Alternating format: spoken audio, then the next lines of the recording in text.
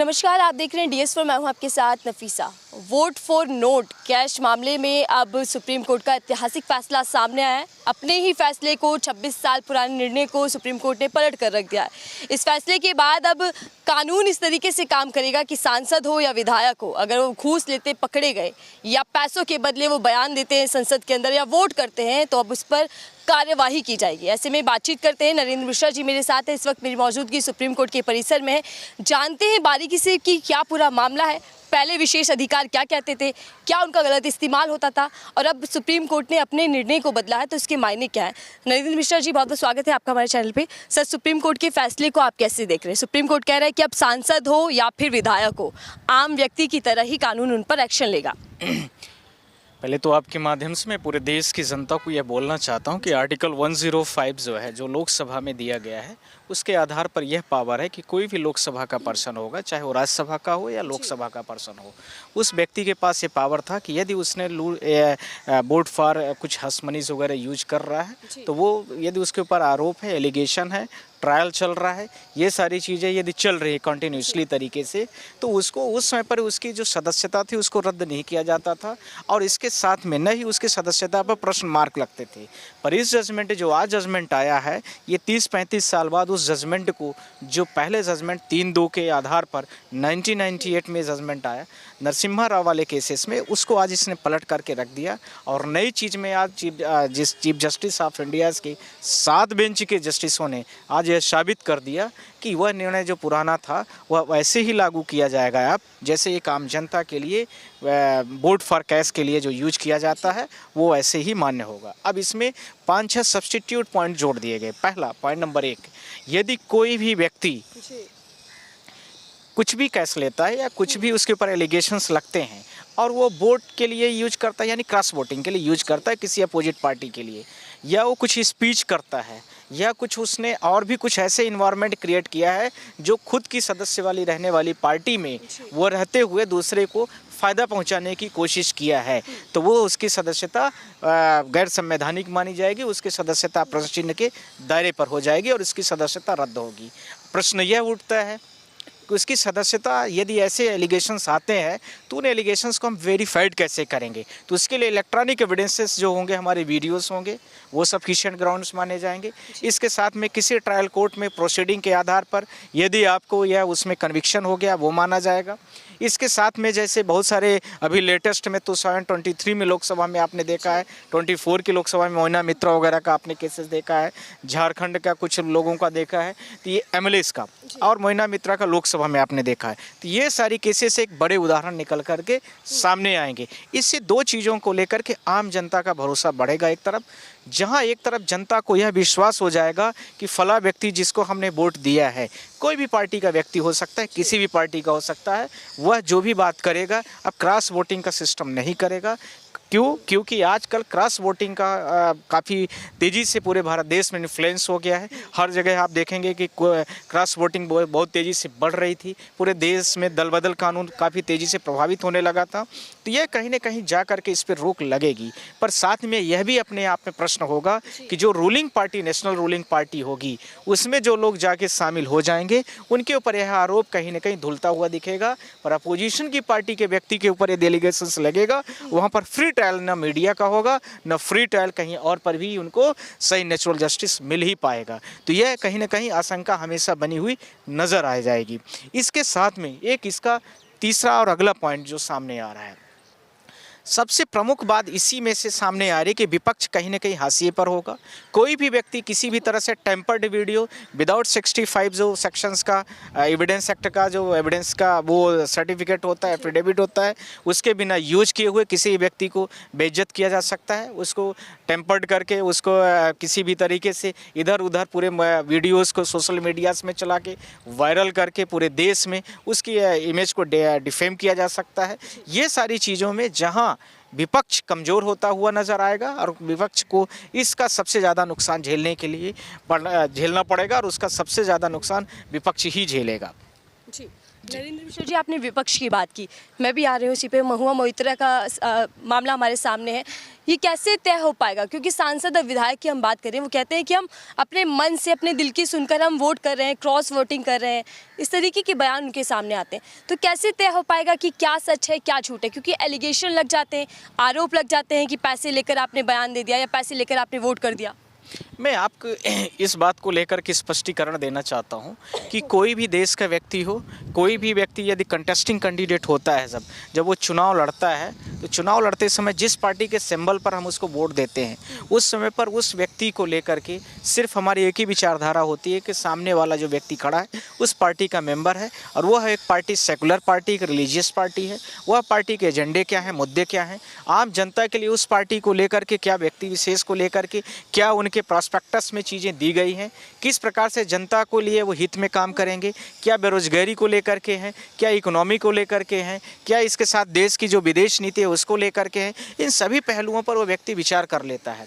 पर इसी के विपक्ष की मैं बात करना चाहता हूं कि यदि कोई व्यक्ति इंडिपेंडेंट है, स्वतंत्र है, तो उसके वोट के लिए मैं नहीं कह रहा हूं कि क्रॉस वोटिंग कर लेगा या कुछ भी करता है, उसके लिए यह दल बदल कानून या नियम उस पर लागू नहीं होता है और न ही उसके बारे में यह बात की जा सकती है। पर मैं इसके साथ में आपसे कहना चाहता हूं कि जो दल बदल कानून, इसके आधार पर थोड़ा सा कहीं ना कहीं रोक लगेगी। पर यह भी होता है कि जैसे ये जस्टिस का निर्णय आ गया, तो हिमाचल प्रदेश में दल बदल कानून अभी आपको दिखता हुआ नज़र आ रहा है, उसका यूज काफ़ी होता है। कितने लोगों पर ऐसे एलिगेशंस और आरोप लगाए जाएंगे, कितने लोगों पर एफआईआर होगी, कितने लोगों की सदस्यता ख़त्म की जाएगी, कितने लोगों ने देखा होगा आप लोगों ने इसी प्रकार से कई राज्यों में सरकारें गिरी हैं, तो ऐसे करके कितने राज्यों की सरकारों को गिरा दिया जाएगा, कितने लोगों की सदस्यता ख़त्म कर दी जाएगी। यह एक बड़ा प्रश्न होगा अपने आप पर, जो आगे आने वाले समय पर ही दिखता हुआ नज़र आएगा। पर मैं यह भी कहना चाहता हूं कि इसमें फिर से कह रहा हूं कि जो नेशनल रूलिंग पार्टी होगी वो इसका पर्याप्त फ़ायदा लेगी। उसके पार्टी में जो लोग शामिल हो जाएंगे वह कहीं न कहीं बाइज्जत बरी हो जाएंगे। पर यदि अपोजिट पार्टी के लोग या विपक्ष के लोग इस चीज़ के हाशिए पर आएंगे तो वह जाहिर सी कि उनकी सदस्यता भी जाएगी और वह मतलब नेशनल पॉलिटिक्स से उनका लगभग यही मान के चल सकते हैं कि उनका जीवन और करियर दोनों ही खतरे पर रहेगा। क्या आपको ऐसा लगता है कि सत्ता पक्ष इसका मिसयूज भी कर सकता है? बिल्कुल करें। देखिए, हर चीज़ों के पक्ष तो सर एक के बाद एक लग जाते हैं। नहीं, वो तो होगा ही। देखिए, मैं आपसे कहना चाहता हूँ कि कोई भी निर्णय आता है उसमें पॉजिटिवली चीज़ों को भी देखने की ज़रूरत है और उसमें नेगेटिविटी क्या है उसके भी चांसेस बने रहते हैं। इसमें honourable chief justice of India और 7 बेंचों ने यह कहीं नहीं कहा कि जो रूलिंग पार्टी है यदि उसमें भी वह व्यक्ति आके शामिल हो जाता है तो उसमें यदि शामिल हो जाता है तो यह इसमें लागू होगा या नहीं लागू होगा। इस बात को भी एक कंडीशन, टर्म कंडीशन के साथ में इसको रिलाय करना चाहिए और उसको भी बोलना चाहिए। पर यह चीज़ें नहीं आई हैं, तो इसके साथ में मैं यह भी बोलना चाहता हूँ कि उसमें कुछ ऐसी चीज़ें होनी चाहिए जिससे अपोजिशन भी सामने बना रहे और अपोजिशन भी इसका साथ में सबका सम्मान बना रहे। एक डेमोक्रेसी जो भारत देश की है वो भी बनी रहे। इसके साथ में डेमोक्रेसी का जो हमारा पैरामीटर है, बेसिक है, सारी चीज़ें equality is before the law, वो सबके लिए बराबर होता दिखता नज़र आना चाहिए। सर, क्या इस फैसले के बाद वोट फॉर नोट हो गया, दल बदल की राजनीति हो गई और खासकर जो खरीद फरोख्त की जो राजनीति चल रही है, जो विधायक और सांसदों को खरीद लिया जाता है, क्या इस पर भी कोई प्रभाव पड़ेगा, लगाम लगेगी? देखिए, मैंने आपको ये माध्यम से ये बोलना चाहा कि आर्टिकल 105, आर्टिकल 194, 192, इसके साथ में आप देखेंगे आर्टिकल 194, इन सब का काफ़ी बड़े लेवल पर इन्फ्लुएंस हुआ है। आर्टिकल 105 में है कि लोकसभा में जो चीज़ें हमारी लोकसभा को लेकर के बनाई गई हैं उन चीज़ों की गरिमा को हमें बना के रखना है। पर इसके साथ में आर्टिकल 192(4) जो था, 194 भी है, उसमें यह दिया गया था कि कोई भी स्पेसिफिक पार्टी का व्यक्ति यदि दल बदल या क्रॉस वोटिंग करता है या vote for cash for vote करता है तो उस पर यह चीज़ें तब तक नहीं लागू होती थी जब तक कि सारे जजमेंट्स नहीं आ जाते थे और उसके बिहार पर वो काफ़ी सालों तक चुनाव भी लड़ लेता था, क्रॉस वोटिंग भी कर लेता था। इसके साथ में जो दल बदल कानून के वो बहुत सारे पेरीमीटर्स होते थे उनका वायलेशन वो कहीं ना कहीं कर लेता था। पर इसके आने के बाद से ये चीज़ें कहीं ना कहीं ख़त्म होंगी। इसी के साथ में आर्टिकल्स 94 में भी जो मैंने आपको बोला है, लोकसभा के स्पीकर की जो भूमिका है इसमें काफ़ी तेज़ी से बढ़ जाएगी। लोकसभा स्पीकर के पास ये पूरे पावर होंगे कि कोई भी व्यक्ति के पास यदि इस तरह से एलिगेशंस लगता है, किसी व्यक्ति के ऊपर कोई भी सोशल मीडिया पर वायलेशन आता है, किसी भी व्यक्ति पर किसी भी तरह का आरोप लगता है, तो यदि कोई वीडियोस और इलेक्ट्रॉनिक एविडेंसेस इस तरह से आ जाते हैं तो वो तुरंत ही उसकी सदस्यता को ख़त्म कर देगा। सर, इस फैसले के बाद तुरंत पीएम मोदी ने बधाई भी दी और स्वागत भी किया इस फैसले का, ऐतिहासिक फैसला वो कह रहे हैं। लेकिन इसी के साथ पीएम मोदी ने भी टिप्पणी की और मैं इस सवाल को भी आपसे लेना चाह रही हूँ, क्या इस फैसले के बाद अब राजनीति के अंदर सफाई हो जाएगी, एक अच्छी राजनीति की ओर हम बढ़ रहे हैं? मैं आपको दो चीज़ों को बोलना चाहता हूं कि अच्छी राजनीति, मैंने आपसे बोला है हमेशा ध्यान रखना कि कोई भी निर्णय आते हैं, कोई भी जजमेंट आते हैं तो उसमें पॉजिटिव चीज़ें और नेगेटिव चीज़ें दोनों होती हैं। नेगेटिव में मैंने एक चीज़ बोला है कि जो व्यक्ति रूलिंग पार्टी इसमें नहीं शामिल होगा उसके साथ में यह जजमेंट का काफ़ी बड़े लेवल पर दुरुपयोग होगा। इलेक्शन कमीशन भी करेगा, लोकसभा का स्पीकर भी करेगा, विधानसभा का स्पीकर भी करेगा और आम जनता और साथ में कोर्ट भी रिलाई करेगी। पर इसका दूसरा पक्ष जो सबसे बड़ा है, जो आजकल का एक कॉमन नारा हो गया है कि कोई भी व्यक्ति कितना भी बड़ा एलिगेशंस वाला क्यों ना हो, यदि वो बीजेपी में जाके शामिल हो जाता है तो वॉशिंग मशीन की तरह जो लोग कहते हैं कि धूल के सामने आ जाता है, तो उसका वो कहीं ना कहीं उसका उपयोग उसको फ़ायदा मिलेगा, जबकि यह विपक्ष को यह फ़ायदा कम मिलता हुआ नज़र आएगा। हो सकता है कोई लोग इंटरनल तरीके से अपनी साठगांठ कर लें, बचने का रास्ता ढूंढ लें, वो हो सकता है एक एजेंडा और एक मुद्दा हो सकता है, एक डायरेक्शंस भी हो सकता है, पर ऐसा मुझे नहीं लगता है कि बहुत ज़्यादा विपक्ष को फ़ायदा मिलेगा। ज़्यादातर दो चीज़ों का फ़ायदा होगा, एक रूलिंग पार्टीज़ को, जो उस पार्टी में आके शामिल होगा उसको फ़ायदा मिल जाएगा। दूसरा, जो अपोजिशन के लोग हैं जो अपने आप को बचाना चाहते हैं, क्रॉस वोटिंग भी नहीं करना चाहते हैं, वो सेफ होंगे। इसका जो विपरीत पक्ष है, क्रॉस वोटिंग में कहीं ना कहीं इसका फ़ायदा मिलेगा। सर, ये जो पूरा फैसला आ गया, निर्णय ले लिया गया, लेकिन जब अगर कार्यवाही होती है, कानूनी लड़ाई लड़ी जाएगी, तो क्या आपराधिक मामले के तौर पर आगे बढ़ेगा? मैंने आपसे 5 आर्टिकल्स की बात किया है। आर्टिकल 94, आर्टिकल्स 105, इसके साथ में आर्टिकल्स 94 स्पेसिफिक मैंने बोला है, 92 बोला है, इसके साथ में ध्यान रखना है कि आर्टिकल्स 192(4) बोला है, आर्टिकल 194 बोला है। इन सब का वायलेशंस कहीं ना कहीं रुकेगा। और इसके साथ में मैंने आपसे बोला है कि लोकसभा का जो स्पीकर है उनकी भूमिका कहीं ना कहीं बढ़ेगी और रूलिंग पार्टी का कहीं ना कहीं पावर काफ़ी तेज़ी से राजनीति में प्रभावी तरीके से बढ़ जाएगा और उसका प्रभाव आपको जल्दी ही दिखना शुरू हो जाएगा। किसी भी व्यक्ति, किसी भी पार्टी का राजनीतिक करियर ख़त्म करने के लिए इस तरह के एलिगेशंस लगा करके उस व्यक्ति को बाहर का रास्ता दिखाना काफ़ी आसान हो जाएगा। नरेंद्र मिश्रा जी, मैं आपसे आखिरी सवाल ले रही हूँ।